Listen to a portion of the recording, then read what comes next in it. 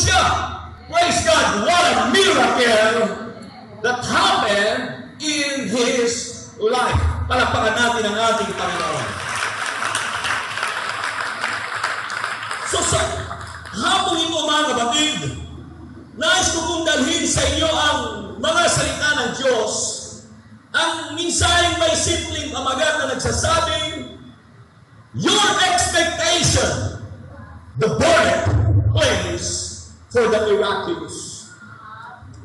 I said, your expectation. Sabihin ka natin lahat, my expectation. My expectation. So let's personalize it. Amen. Sabihin natin na para ba ng totoo? Hallelujah. Yung may dati, yung may ramdam sa puso natin. Sabihin nga natin lahat, my expectation. My expectation. The birthplace The birthplace. for the miraculous. For the miraculous. Ang ibig sabihin yan sa iyong kumbagay, pag-asa. Kung meron kang pag-aasa-masa, ang ibig sabihin yan kung ikaw ay tunay na umaasa, meron kang ganyan. Let me tell you this, sa ganyang kalagayan, doon isinisilang ang maraming milagro, praise God, sa buhay ng isang tunay na mananampalataya at lalo na sa buhay ng isang tunay na anak ng Diyos. Let me tell you this, mga kapatid, we should learn to expect God to do that which is extraordinary.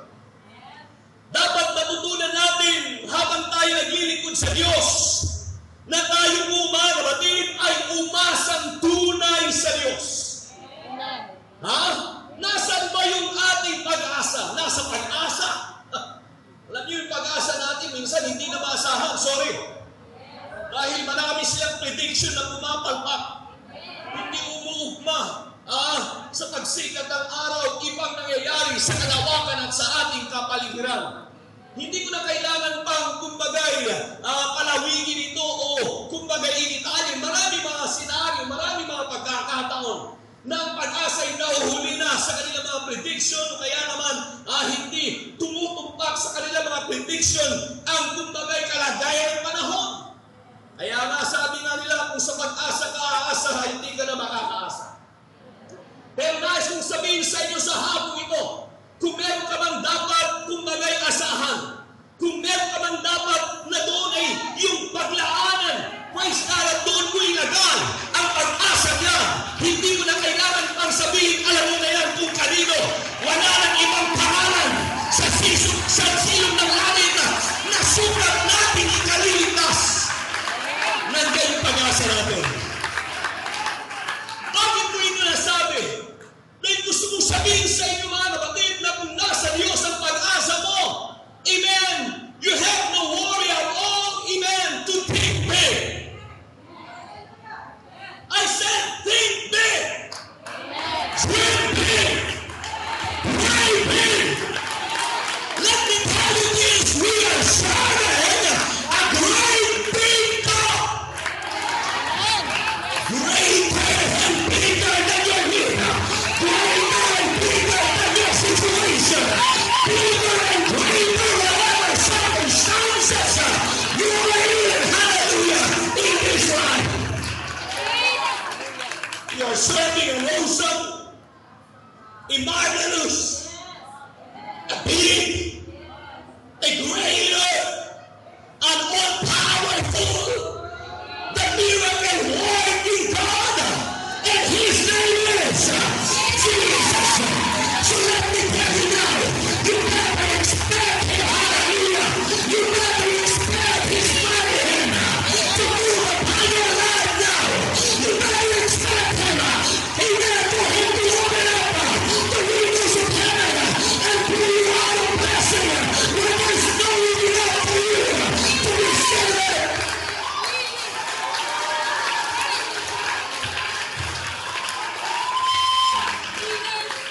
You know what? The word expectation means looking forward. Looking forward to. Siguro ngayon ang inyong iniisip at tinatanaw na sa inyong unahanay. Nasa na ba yung sasakyan natin? Nandiyan na ba? Ha? Nakaligpit na may babag natin. Yun yung inaasahan ninyo, di ba? Ha? Hanggang kailan kayo itong mga ngaral natin? Di ba siya pagod?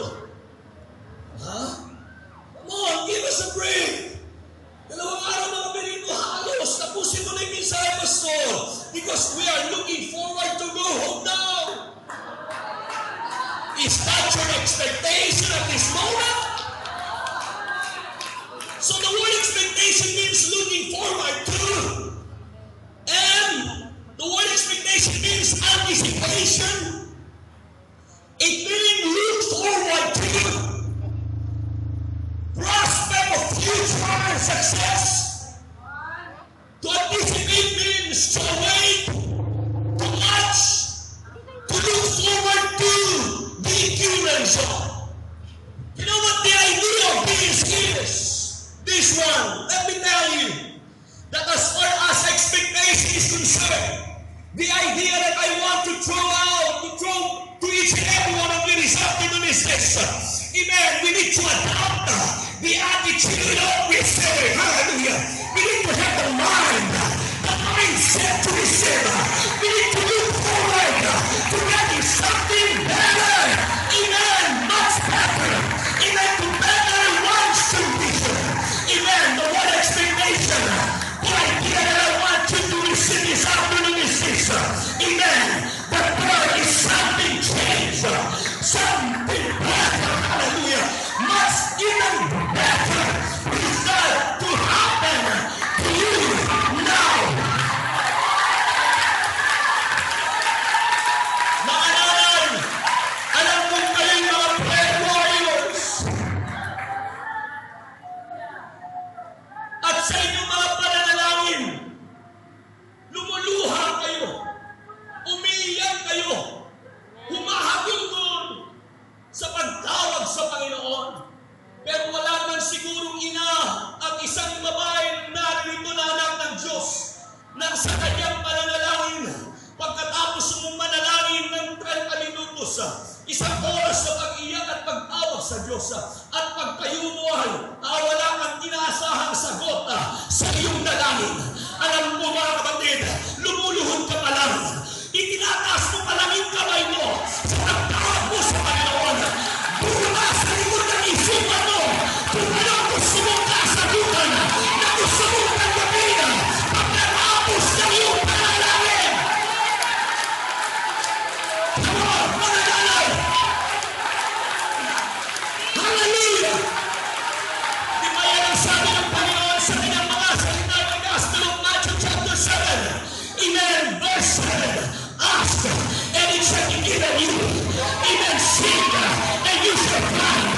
Knock, and it shall be opened unto you. He that asketh, receiveth, and he that seeketh, findeth, and to him that knocketh, it shall be opened.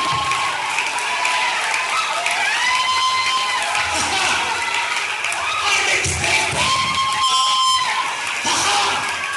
Umaasa ako! Kung kapatid at kaibigan, sorry to tell you now, sayang ang oras na bubulin mo sa iyong panalangin if you have no expectation built inside your heart.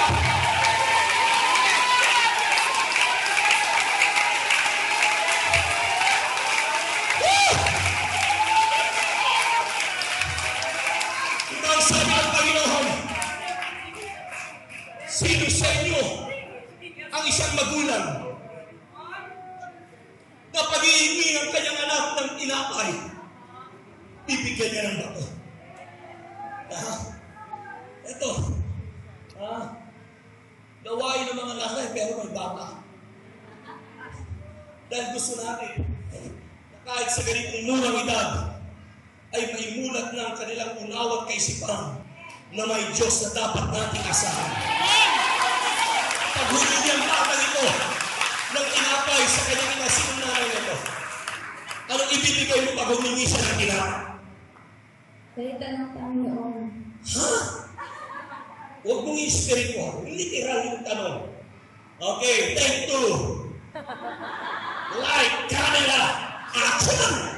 Pag humingi ng tinapay ang iyong anak, anong ibibigay mo, Mrs.? Tinapay. Tinapay! You got the correct answer! Worth 1,000 points! Oh, it was a direct question, and it should be answered directly. That's the rule of the game. Ang Diyos hindi mo mahirap gawin sa akin. Ang Diyos hindi mahirap lapitan. Ang Diyos hindi mahirap tuloy ang kanyang apeksyon. Dahil nais na sabihin sa inyo, mga nanay at mga magulang, alam ng Diyos kung ano yung sitwasyon. Alam ng Diyos kung ano yung pangailangan. Hindi ka parang iniabot ng Diyos ang tulungan sa iyong pangailangan.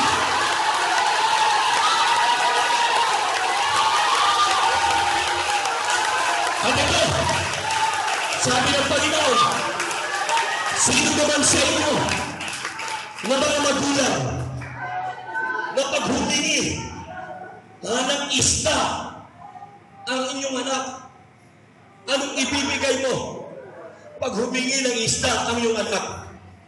Direct question, direct answer. Literal question needs to be answered literally. Question. Isda. Hallelujah. Your answer is correct. That's right. 2,000 points.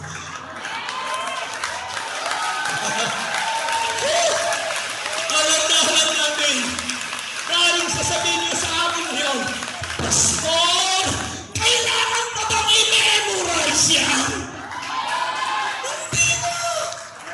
That's basic. That's elementary to place. Hallelujah. Alam mo kung ano yung tinapay.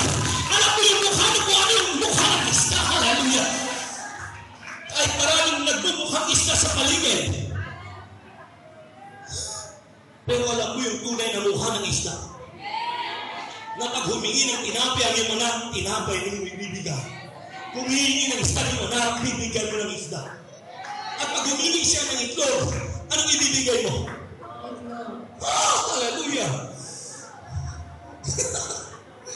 That's basic! Hindi mo bibigyan ng alakdan. Ang iyong anak, pag humingi siya ng itlog, at itong sabi ng Panginoon, oh, kayong mga magulang, bagamat kayo yung mga makasalanan, dahil tunay po yan, tayong lahat ay galingan mula sa lusang ng kasalanan. Nagiging ganito tayo dahil sa pinayang tunay ng Diyos. Nagiging ganito tayo dahil pinagalan tayo ng Panginoon. Nag-opiswan tayo sa kanyang pangalan. Tumanggap tayo ng kanyang mga Espiritu Santo. Kung hindi dahil sa biyaya at awa ng Diyos, nasaan ka kaya sa hapon ito? Kaya sabi ng Panginoon, kung kayo na nakakasalanan, ay alam nyo ang ibibigay na mabuting kaloob sa inyong mga anak pag sila'y humihingi. Alam nyo, kahit sa gaano katindi na ng hirap ng buhay, alam natin tayo nasa third world country. Alam nyo, hindi kayo dapat magmumbog sa sulong at sabihin yung hirap pala natin. No, hindi tayo mahirap. Ang Pilipinas ang pinakabayamang bansa sa lahat ng mga hirap na bansa. Ganyan tayo kayaman. Oh, see? So, hindi na kayo ngayon nakahayuko. Kasi na kayo, hallelujah. Saan ka galing? Sa Pilipinas. Di ba mahirap ang buhay sa Pilipinas? Nagkakabali kayo. Kami ang pinakabayaman sa lahat ng bansa mahihirap sa mundo. Alam mo kahit sa pinahirap ng buhay, pag magulang ka, lalo ng mga katulad yung mga ina, kahit na gaano kahirap ang buhay, di ba ginagawa niyong lahat ng paraan? Magustusan lang ang pangangailangan ng inyong mga anak. Kahit sa pag-aaral namin, kahit hindi nakapagtapos ang karamihan sa atin dito, basta makapagtapos lang ang ating mga anak, maligaya. Kahit hindi tayo nakapag-aral ang ating mga magulang, to please lang, huwag kang pumunta sa bundok niya bukas. Yung pundot ng nanay mo, 100 taon nang nakalibing. At sasabihin mo, nanay, kasalanan mo talaga, hindi ako nakapag-aaral. Huwag mo nang balikan yun. Kung may kakayanan kang pag-aralin, at kumbagay, dalhin, at kumbagay, sustentuhan ang iyong anak sa kanyang pag-aaral doon. At may mga magulang na alam mo at kilala mo, na dahil sa tinding hirap ng buhay, talagang itinataguyod nila ang edukasyon ng kanilang mga anak. Ibinibenta ang mga lupain, binibenta ang mga ali-alian, at hindi pa rin tapos yung anak niya. 5 taon na sa kolehiyo. Hanggang ibinenta na yung lupain ng kapitbahay. Binenta na yung bahay ng kapitbahay. Walang kaalam-alam ng kapitbahay. Dahil ko ng bangko. Yung iba, nagbebenta ng kalabaw. Paano yung mga walang kalabaw? Yung bata, binenta. Yung iba, nagbenta ng kambing, nagbenta ng baboy, nagbenta ng aso, nagbenta ng pusa. Lahat na pwede ibenta. Makarating lang sa kolehiyo ng kanyang anak. 10 taon na sa kolehiyo ng kanyang anak. Talagang ang ina, wala pa rin kapaguran. Dahil pag nag-detection anak, anay, doctorate na ito, doctorate. Pagkatapos ng 10 taon pag-uwi ng anak, doktor na talaga. May degree na nakuha. MD. Pero anak, akala ko, doktor ka na. Oo, MD. Ay, ang natapos ko. Sino yung kasama mo? Ito na na. Yung degree na MD. Marriage degree. Alam niyo yan, nakaka-relate kayo mga ina.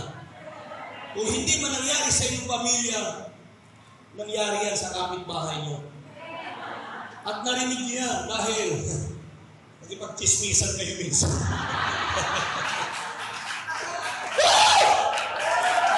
Lagi yung sabihin na ito, kung ikaw ang magupilang magulang, alam mo kung ano yung kaloob, ano yung regalo na ikabubuti na lumanak ang sabi ng Panginoon sa kanyang mga salita.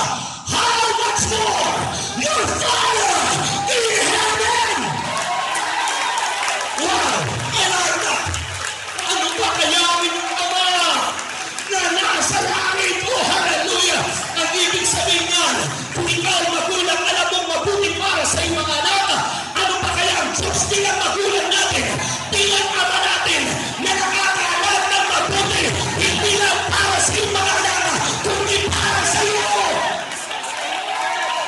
In James chapter 1 verse 7, every good gift and every perfect gift is come from above, from the Father of lights, hallelujah, with whom there is no variableness, neither a shadow of turning. Kaya nga minsan sinabi ni Kristo sa John 14:14, hallelujah, whatsoever you should ask, and he said, ask,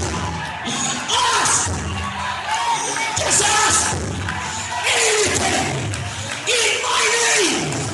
Jesus said, hallelujah, what is your expectation, brother? Ano inaasahan mo pag humingi ka sa Panginoon? Ano inaasahan mo pag tumalangin ka sa Panginoon? Sabi ni Kristo, ask anything in my name, and I will. Yan lang yung kalagpat nyo? The picture of how you praise God shows to me the level of your expectations.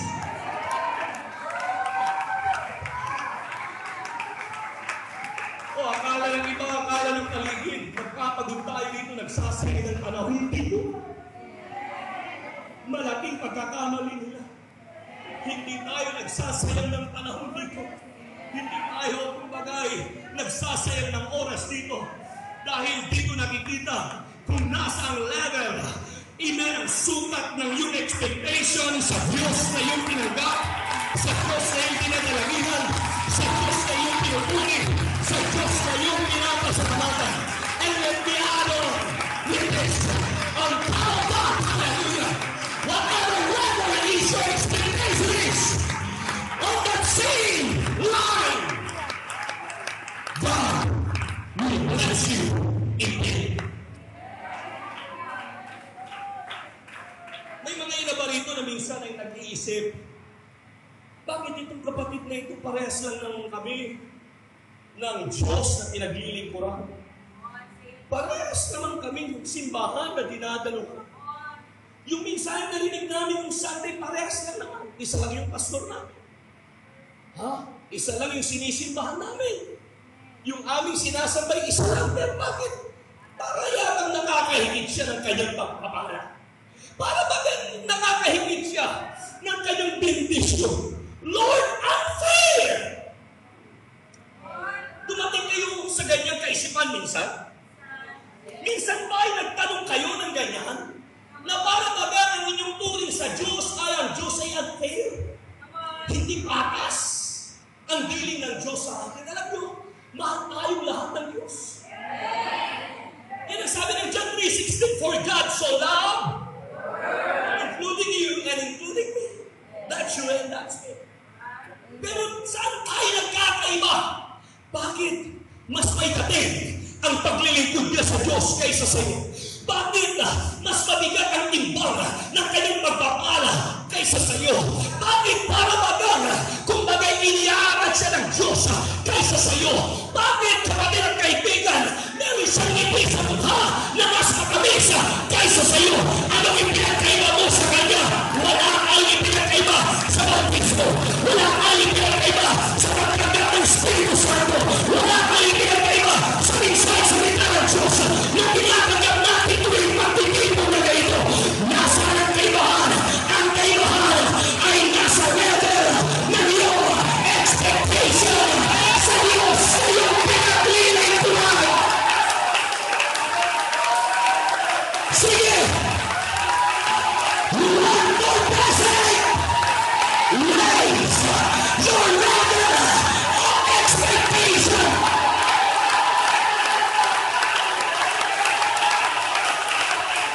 You want God to use you in a right way.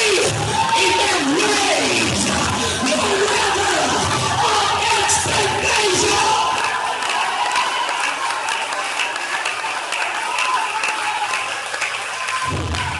Mga nanay, panahon na lumabas kayo sa inyong mga lugar. Hindi lang kayo pangbahay, pang sports pa. Nakita ko kasi nung nakarang araw, pasuloy nagpapaalim doon yung mga nanay. Puti po ako naman. Gusto pumalik sa pagiging iyang people. Naalala ko tuloy yung mabait kong ina. Yung nanay ko ay 84 years old na, itong darating na June. Salamat sa Diyos, malakas pa siya. At may mga pagkakataon, mas malakas pa siya kaysa sa akin. Kung Bible reading, Bible dream, ang pag-uusapan, marami pa dito ang kanyang tatalunin. Sa pagbukas ng Biblia. Minsan pa nga naunahan niya ako. Pag tumatayo na ako sa pulpito, kaya sinasabihan ko siya, nanay, ako may hawak ng microphone. Bigyan mo ako ng dahil. And then, mga kapatid, minsan naglaro siya ng volleyball na hindi ko alam. Siguro at that time, 70 plus na siya. Alam niyo mga kapatid, sa kasawilang paalam, dating spike yung nanay. Sinasabi ko sa inyo. Naglaro yun sa larong pang-probinsya noon, pang-probinsya. Pero nung naglaro siya ng volleyball, alam niyo siyempre, yung edad niya, brittle na yung buto niya na alam niya. Nakaw! Napaalin!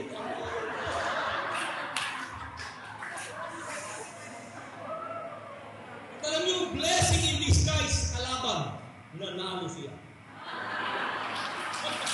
Sinasabi niyo sa inyo. Buti na lang. Umuwi nanay ko galing ng LA Conference. Apay, tinapay.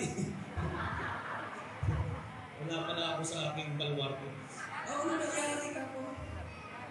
Dahil may bandano ng kamay ko. Halos ayaw niyang sabihin ang nangyari. Dahil alam niya na ang magiging kasunod nun. May anak siyang mangangaral. Ay talagang pangangaralan ko siya. So mga kapatid, narinig ko na lang sa mga kasama niya na si nanay ay, ayun, balian ang buto dahil sa paglalaro niya ng volleyball. Kaya sabi ko kanina, panahon nang lumabas kayo sa inyong mga lugar. Hindi lamang para maglaro ng volleyball kung kaya niyo pa, gano'n. Pero sinasabi ko na panahon na ang mga ina nakaharap ko ngayong hapon ay kanilang itaas, amen, ang level, ang sukat ng kanilang pag-asa, expectation sa Diyos na kanilang pinaglilingkuran. Tanggalin niyo na sa inyong vocabulary na kayo ay hanggang bahay lang, kayo ay hanggang kusina lang, kayo ay hanggang labada lang, kayo ay hanggang plantsahan lang. Meron kayong kalalagyan sa upasan at sa gawain ng ating Panginoon. Pastor Ray, I would like to commend this district by telling you this. Wala pa akong napuntahan distrito na kumbagay nakita ko na ang daming mga babaeng pastor labas sa Central Luzon District. Tignan niyo naman yung mga nasa harap. Maliban sa asawa ko. Isa lang ang pinapastoran ng asawa ko. Alam niyo na yan kung sino. Ito, huwag ko yung mag-isip na masama. Mabait akong miyembro. So halos lahat sila to. Pastor, iba. At ang ibig sabihin, magandang halimbawa yan sa inyo bilang mga ina ng tahanan. Nang ibig kong sabihin kung ang mga kabataan ay hindi nila itataas ang level ng kanilang pagkakilala at paglilingkod sa Panginoon upang sila'y gamitin sa huling mga araw na ito. Let me call the ladies of the Central Luzon District. Hallelujah! I would like to encourage you all. This is your moment. This is your time. This is your chance. Raise the ladder of your expectation.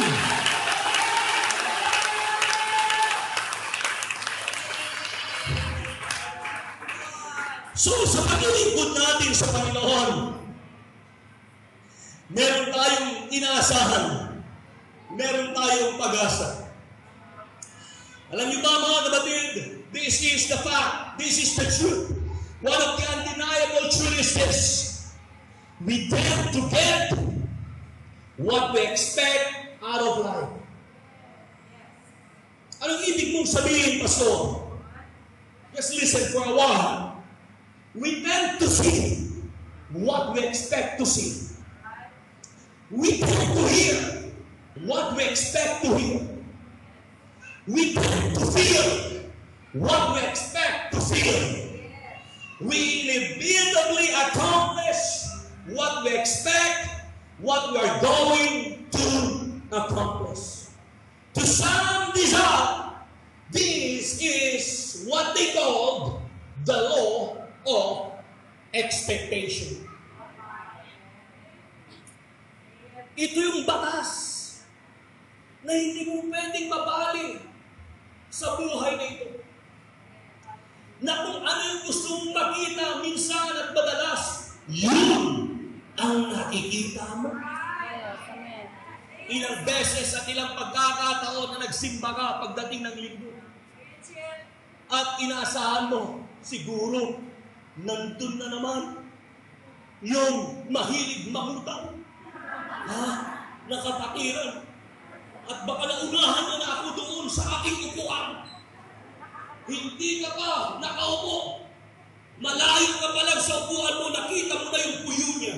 Kung meron siyang puyo. At hindi ka nagkamali sa iyo. Kumbaga, inaasahan. Nandun na, nakangiti ka sa'yo. Dahil gusto na naman mangutang. Di ba madalas na kung ikaw ay meron pakiramdam na magkakasakit ka kahit wala ka pang sakit? Ano ba naman ito? Umiinit na ako. Ay, Mariosep. Muli isama si Jesus. Magkakasakit yata ako. Nako! Pumera ka nga talaga. Hindi pa lumipas ang ilang minuto, nagdidiri ka na.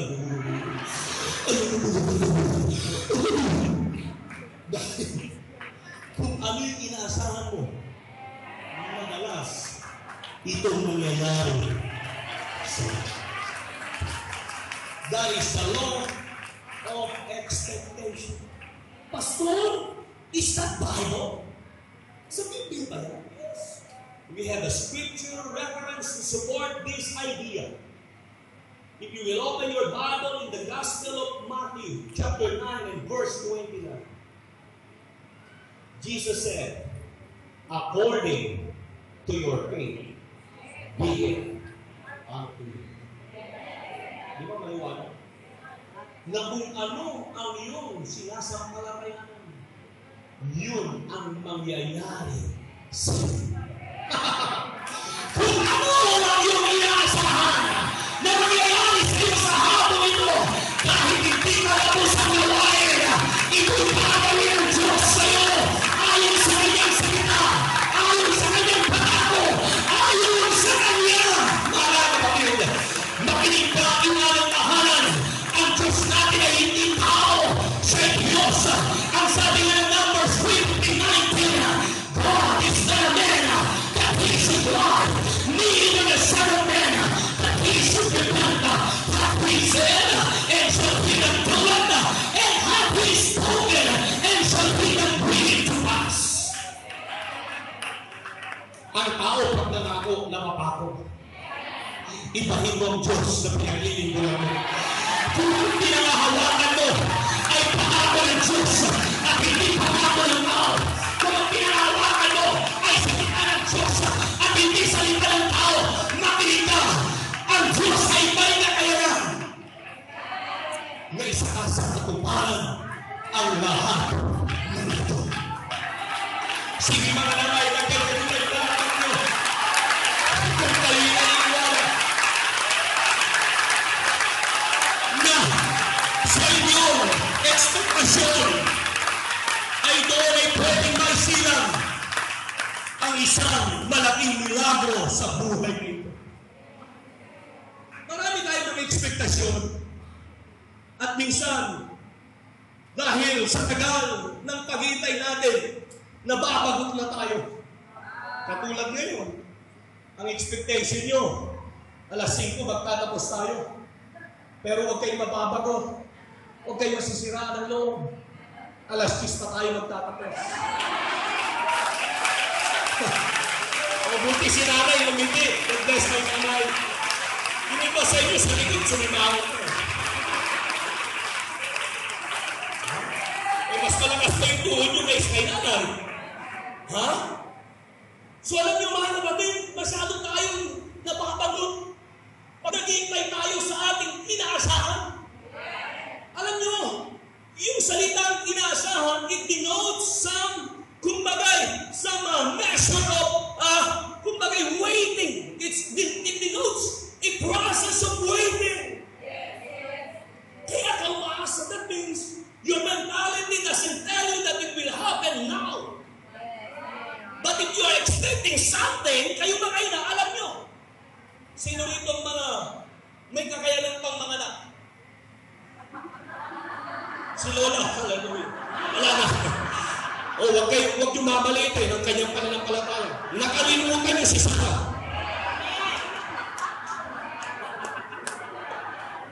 Marami sa inyo rito katulad ni Sarah, lumigitik. Nung tinanong ko si Lola kung mga anak, imposible, pastor.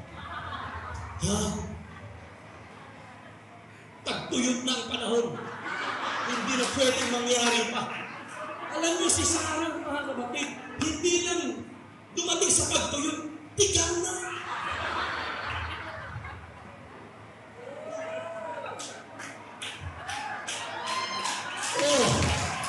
Tumatalo si Sarah sa likod ng kortina nung sinasabi ng Diyos kay Abraham, ang asawa po na si Sarah na 90 anyos, nanganganak!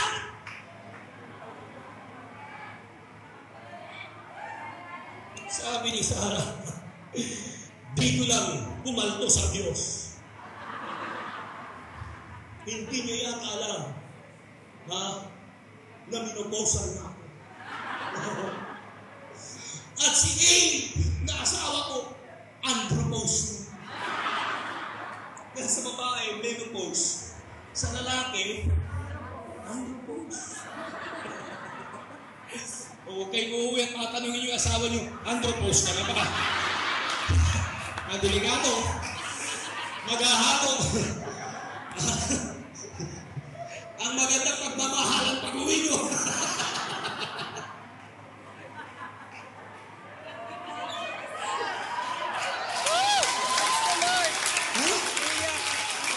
Sabi ni Sarah, no, pwede, pero ngayon, no way, Jose. No way! Pero mga kapatid, nangyari ba? Yung ipinangako ng Diyos? Si Sarah, hindi umasa. Pero si Abe, siyempre gusto yung magkaroon ng junior. Kaya huwag niyo pang isara ang bahay bata pag wala pa si junior. Hindi pa wala ng pag-asa. Yung Abe ng buhay niyo. At si Abe, umasa siya. Opo, mga kapatid, naghintay siya. Ilang taon na paghintay? 25 long years. Pero hindi nabawasan kahit kaniting yung pag-asa at asam-asam, pananampalataya at pananalig ni Brother Abe na one of these days, makikita niya ang junior ng kanyang buhay. And you know the rest of the story. And let me tell you this, kapatid at kaibigan, maaaring sa iyong pamilya, kabaligtaran ng istorya, yung asawa mo walang tunay na pag-asa na sa buhay niya. Wala siyang tunay na pananampalataya na katulad mo. Pero pag-uwi mo, nanay, paghawakan mo lang ang pangako ng Diyos. Paghawakan mo lang ang salita ng Diyos. Payuhan mo ng napatag ang mga pangako ng Diyos. Dahil hinirespeto mo ng Diyos ang expectation, ang pag-asa, ang pananampalataya ng mga ina na katulad ninyo.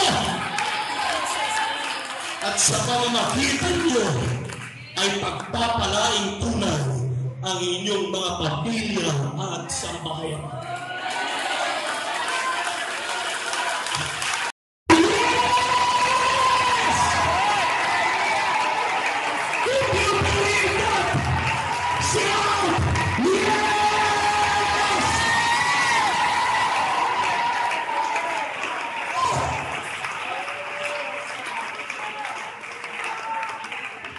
May mga times na sinusubok talaga tayo ng Diyos sa ating expectation.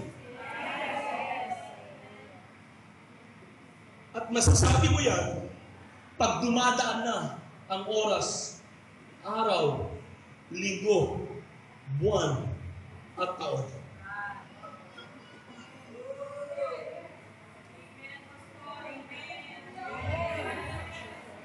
Mayroong isang asawang lalaki.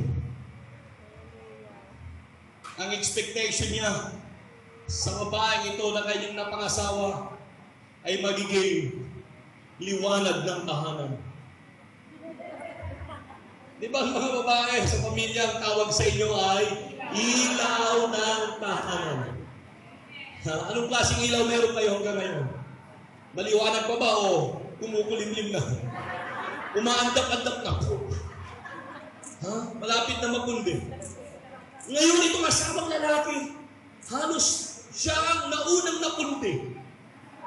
Dahil yung expectation niya sa kanyang asawa ay hindi yun ang kanyang nakikita. Kaya sa tindi ng kanyang galit. Alam niyo kung saan niya? Kung bagay, ibinunto ng kanyang galit. Kinuha niya yung cellphone niya. Nag-text siya. Ang sabi niya, your daughter doesn't match my requirements. 7, 2. Mother-in-law. Ipinadala niya sa biyanan niya. Sabi niya, yung anak mo, akala ko ay talagang compatible kami. Pero ito, hindi pala kami pwedeng magkasundo. Iba ang nilakihan niyang pamilya, hindi sa pamilya ko. Bakit? Saan ka nanggaling? Hindi pwede mangyari yun. Iba ang lahi niya sa lahi ko. Pwede ba? May mga pagkakataon talaga, mag-iba yung lahi. Sinend niya sa mother-in-law niya, sa biyanan niya. At sabi niya, ako ay disappointed. Yung mother-in-law nung na-receive niya, binasa ng mother-in-law yung text ng kanyang manugang at nag-reply din kaagad yung biyanan. Huwag yung sabihin na yung may mga ilan, hindi marunong, may cellphone ka na, di ba? Hindi ako marunong. Hindi ka marunong! Mother, that's a miracle. Saan ba naman kayo nakakita ng may cellphone, hindi marunong gumamit? Kung hindi ko lang, hallelujah sa Central Luzon. Hindi siya. Alam niyo yung nanay ko, nung binilahan ko ng cellphone, one eye na lang kasi siya. Hindi na pakakita yung isa. Partida pa na, isang mata lang. Ako dalawang mata pa, minsan malabo. Ay, nanay ko, isa lang eh.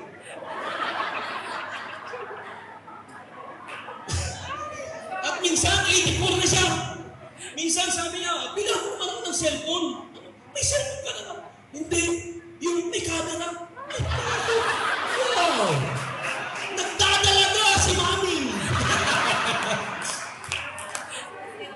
Na-appreciate ko yung mga umawit kanina eh. Sabi ni Sister Mona, hindi lang pang young people. Itong awit namin, pang ladies din. Ganda ng dating nga naman. Marinig mo.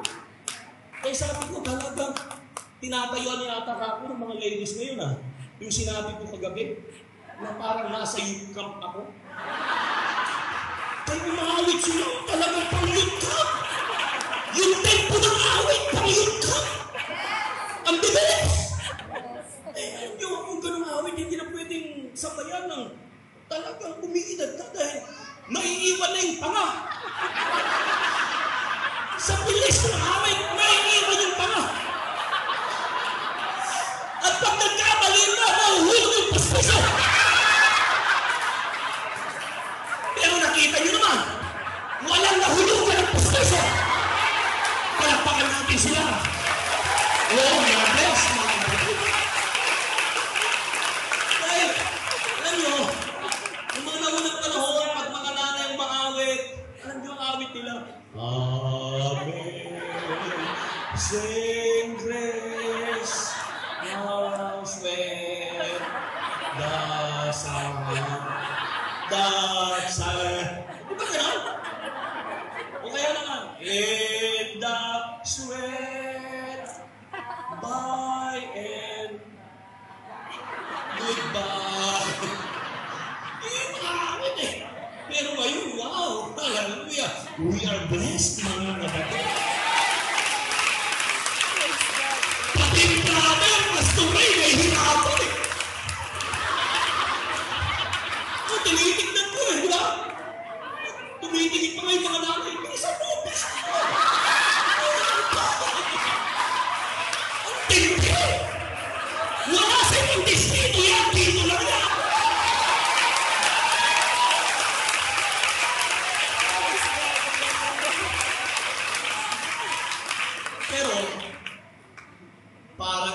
people ako. Hindi ba ako tapos eh? Parang young people. O sa boses, walang panama yung mga young people. Parang. Pero, alam niyo, sa galaw ng katawan, napaka-obvious na kanina. Ang gumagalaw na lang, yung dulo ng paa. Yun na lang. Bakit? Pakikinalaw yung tuhod na sakit na. Pakikinalaw yung bewang na kulalo na. Napansin niyo kanina? Na para silang nakapako sa harap. O, palakpakan ulit natin sila. Kayo naman eh. Masyado kayo yung kasarili. God bless our ladies. Nasa na ba tayo? Ha? Ayun! Ang text back to mother, hindi nyo talaga nakalimutan.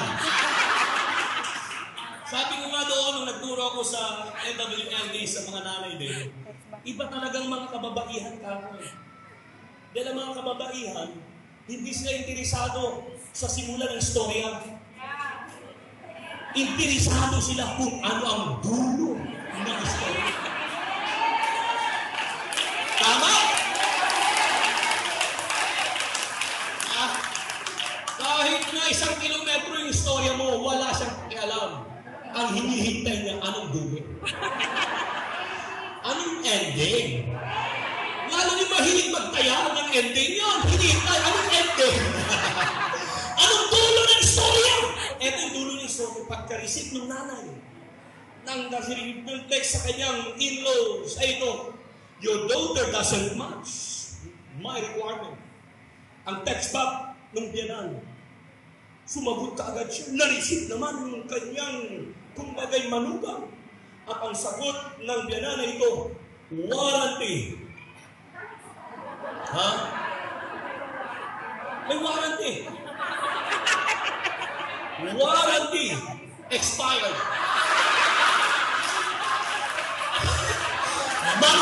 Manufacturer. Not responsible. After seal is broken.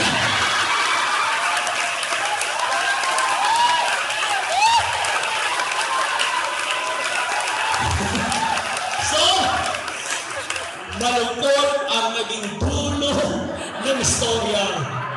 Ang masaya, yung biyanan. Hindi na pwedeng isolo eh. Ha? Palakpakan pa natin ang ating Panginoon. Yung palakpak para sa Panginoon. Pwede ko bang sabihin sa hapon ito, there are no hopeless situations. There are only people who have grown hopeless about them. What I'm telling you is this: without expectation and hope, we will not get far in this life, nor will we ever be pleased to God. Anong sabi ng Hebrews 11:6? And without faith, it is impossible to please God. For he that cometh to God must believe that he is, and that he is a rewarder of them that diligently seek him. If you believe that, join your hands and give God the glory, give God the praise. What I'm trying, amen, to say now is this: we must have expectations. We must raise the level of our expectation, because that's the only place for the miraculous. Gusto mo ng milagro? Gusto mo ng pagpapala? Gusto mo ng kagalingan? Gusto mo ng kaligtasan ng iyong mga mahal sa buhay? Gusto mo ng tagumpay? Gusto mo, amen, hallelujah, nang kumagay special ang pagkilos ng Diyos sa buhay mo at sa iyong pamilya, you better raise now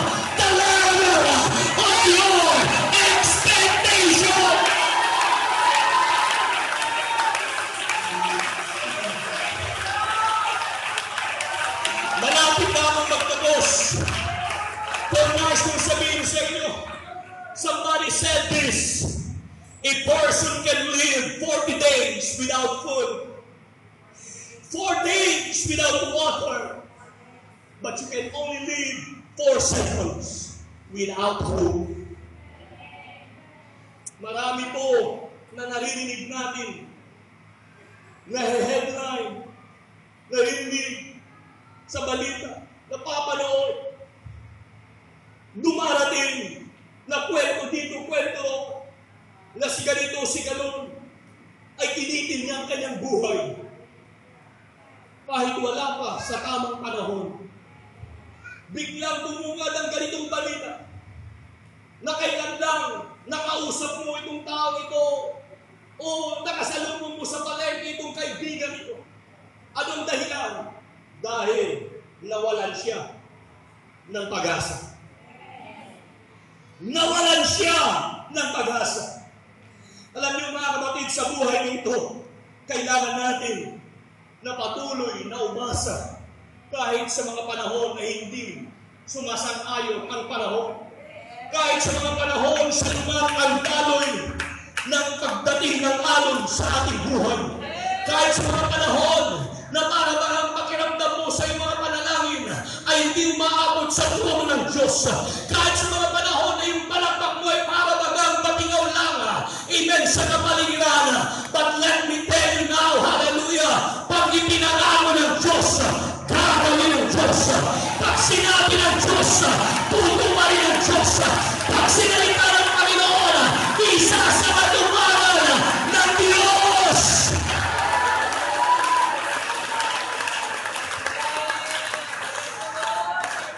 Sabi pa lang isang writer from his book, Think on These Things, na isinulat ng kilalang writer na si John Maxwell, na doon ay kanyang sinabi, what does hope do for the mankind? Ang sabi niya, hope shines brightest when the hour is darkest. Minsan, pag tumingin ka sa paligid, makulimlim na, madilim na, wala ka lang natatalo pang liwanag sa dulo. Amen, ng buhay na ito, na yung tinatahak. Pero pag meron kang expectation, meron kang natitirang expectation, meron kang natitirang pag-aasa-asa, it will give you light at the end of the tunnel. Hallelujah.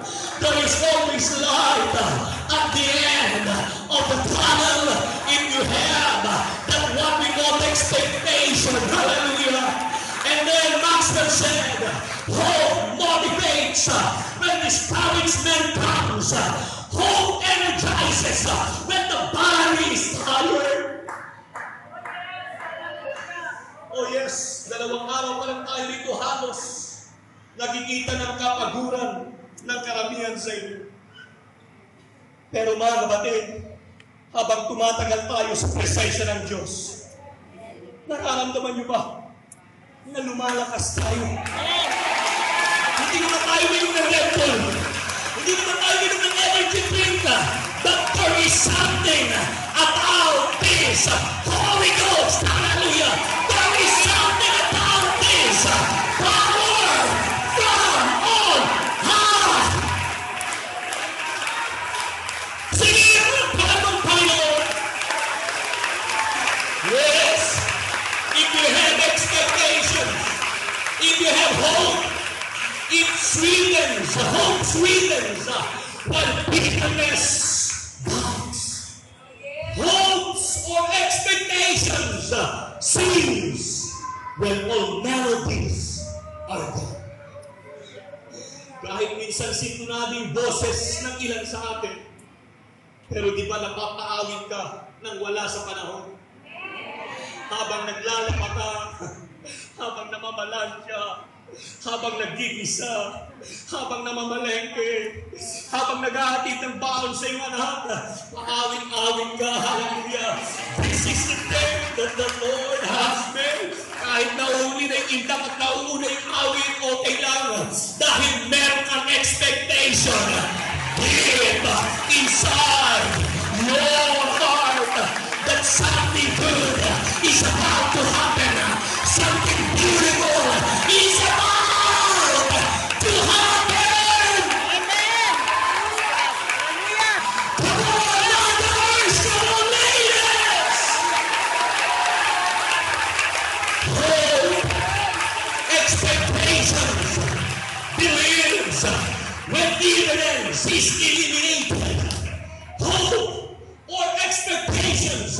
listens for answers when no one is talking.